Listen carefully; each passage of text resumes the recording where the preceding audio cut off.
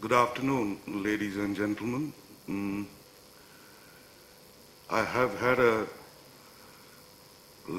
number of very focused speakers taking this podium before me, and I'm praying to God that I can match up to the expectations that my illustrious colleagues here have created for the last word. I would like to give you a presentation, and at the same time I'm going to read out some stuff that I've penned down.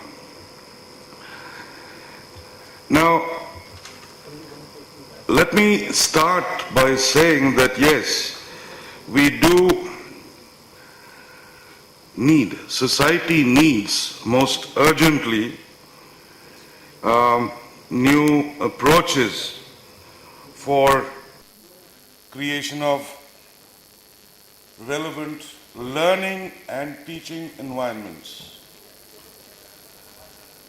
By the word relevant, I mean what is appropriate for the time, because as we all know, there have been huge shifts in society. There have been massive advances in science, in technology, and various fields.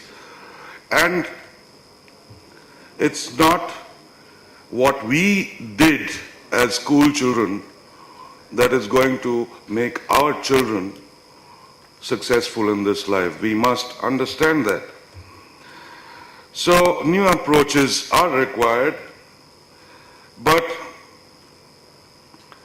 what we must understand is this. Have a look at this cartoon. Our problem is that we have an adult-centered, content-based, exam-oriented, one-size-fits-all model of teaching. And I think all of us know that herein lies the gravest problem, the gravest challenge to school education. And the answer is very easy, just make it the opposite. That's the solution. We need a student-centered, skills-based, inquiry-oriented, personalized model of learning. The problem is, how do we do this? It's a massive change we are talking about. And as my friend from PPS Nabha pointed out, we can't expect this to happen overnight.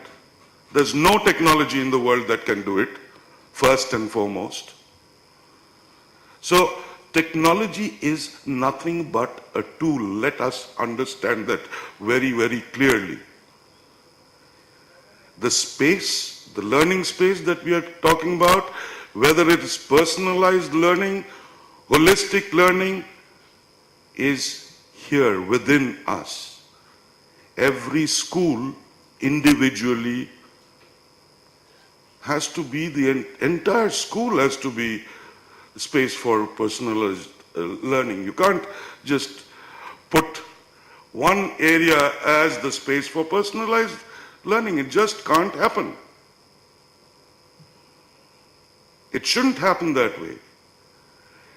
We have a tradition of learning in this country. And what are we doing?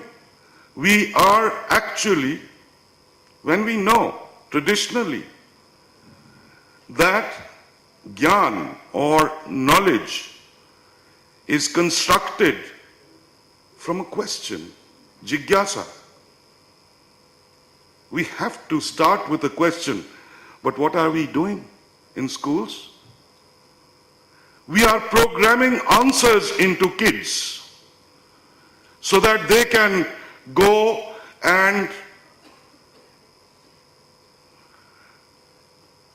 they can parrot or regurgitate those things that are predetermined, put into their minds like the best Xerox machine, not like a creative thinker. By and large, most schools in this country are doing that. And the few exceptions are there to prove this unfortunate fact. Now, the human personality is the basic thing for personalized learning. We must understand that whether something is being verbalized today, learning has always been a personal process. It has never been anything else. There are various aspects, dimensions of the body, mind, and the spirit, the soul. And in order to achieve the most efficient learning that would hold good for life,